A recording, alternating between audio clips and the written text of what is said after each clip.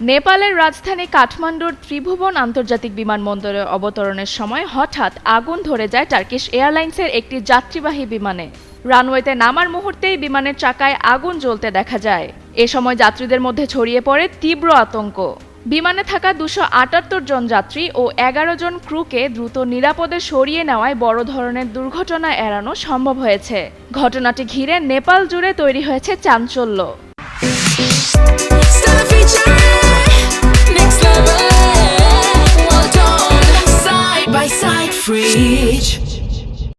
বিশেষ করে অতীতে একাধিক বিমান দুর্ঘটনার কারণে ঝুঁকিপূর্ণ হিসেবে পরিচিত কাঠমান্ডুর ত্রিভুবন বিমানবন্দর নিয়ে নতুন করে উদ্বেগ দেখা দিয়েছে। সোমবার সকালে তুরস্কের ইস্তাম্বুল থেকে আসা টার্কিশ এয়ারলাইন্সের দিকে 726 ফ্লাইটটি কাঠমান্ডুতে পৌঁছায়। অবতরণের সময় হঠাৎ বিমানের চাকায় আগুন ধরে যায়। আগুন লাগার খবর ছড়িয়ে পড়তেই বিমানের ভেতরে আতঙ্ক তৈরি হয়।